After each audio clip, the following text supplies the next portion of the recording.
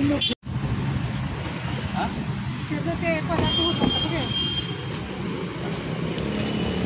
इथंच बसतो असा याच्यावर बसतो नाही ना काय काय काय काय झालं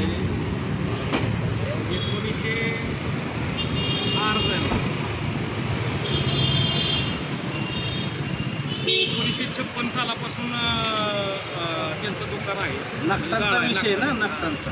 सकाळी फोन नव्हता का केला? हो हो तुमचं नाव सांगितलं म्हणजे त्यांनी अगदी आमचे महाराजांचं नाव बदनाम करणार आदेश काढला. एका दिवशी आदेश झाला त्याच दिवशी संध्याकाळी 7:30 वाजता सगळं आपलं दुकान उद्ध्वस्त करून टाकलं. असताना बंद करून टाकलं. मला ह्याचं आता काय करायचं माझं काय मत आहे त्या ज्याने तक्रार केली होती त्याच्या जागेत आपण एक फूट. आज आमच्या भगिनी शहीद जवान पत्नी आणि विधवा पत्नी आज कलेक्टर ऑफिसच्या समोर आपल्या मागणीसाठी आपल्या न्याय हक्कासाठी आज सातारा जिल्हा कलेक्टर ऑफिसच्या समोर आमरण उपोषणासाठी बसलेले आहे.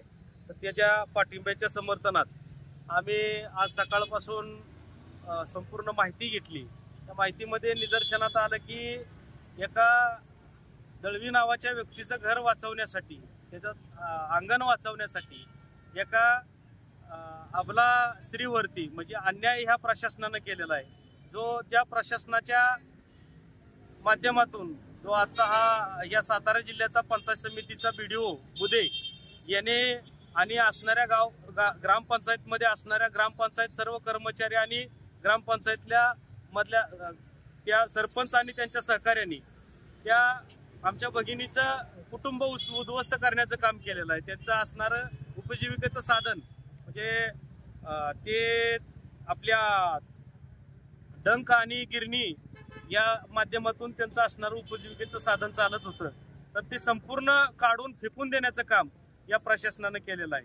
या माध्यमातून मला माध्यमांना एवढं सांगायचं आहे की कुठलंही काहीही तपासणी न करता उलट तपासणी न करता त्यांची माहिती न घेता त्यांचा विचार न करता त्यांना कुठली नोटीस न देता यांनी काय केलं 25 तारखेला 25/1/2024 सकाळी आदेश काढला आणि 25/1/2024 संध्याकाळी संपूर्ण त्यांचं कुटुंब उद्ध्वस्त होण्यासारखं ती असणारं खोकं त्यांचं असणारं पत्र्याचं शेड सगळं उसकटून त्यांचं असणारं सर्व साहित्य सगळं रस्त्यावर फेकून दिलं. तर यासाठी ही मोगलाई लागू झालेलं नाही. यासाठी त्यांना असं वाटत असेल की त्यांच्या पाठीमागं कोणी नाही तर या त्यांच्या पाठीमागं असणाऱ्या संपूर्ण राष्ट्रीय समाज पक्ष असेल RPI असेल आमचे दादासाहेब ओवाळसाहेब असतील आमचे तात्या असतील यांच्या माध्यमातून आम्ही संपूर्ण जिल्हाभर या विषयासाठी आंदोलन करणार आहोत. त्यांना पाठिंबा देणार आहोत. या विषयावर जर लक्ष नाही दिलं किंवा दक्षता नाही घेतली तर ह्याचा आंदोलनाचा प्रकार हा दैनंदिनी तीव्र होत जाईल. आज एका बाजूनं या देशाचा मुख्यमंत्री एका बाजूनं या देशाचा प्रधानमंत्री राज्याचा मुख्यमंत्री असं म्हणतो की या महिलांना रोजगार मिळाला पाहिजे महिलांना रोजगाराची संधी उपलब्ध झाली पाहिजे आणि दुसऱ्या बाजूनं असणारं हे प्रशासन त्यांचा असणारा रोजगार संपवण्याचं काम करतंय. त्यांचा असणाऱ्या रोजगारावरती गदा आणण्याचं काम करतंय आणि हे आम्ही कदापि खपवून घेणार नाही. या माझ्या भगिनीला न्याय मिळावा ही या माध्यमाच्या वतीनं माझी विनंती आहे.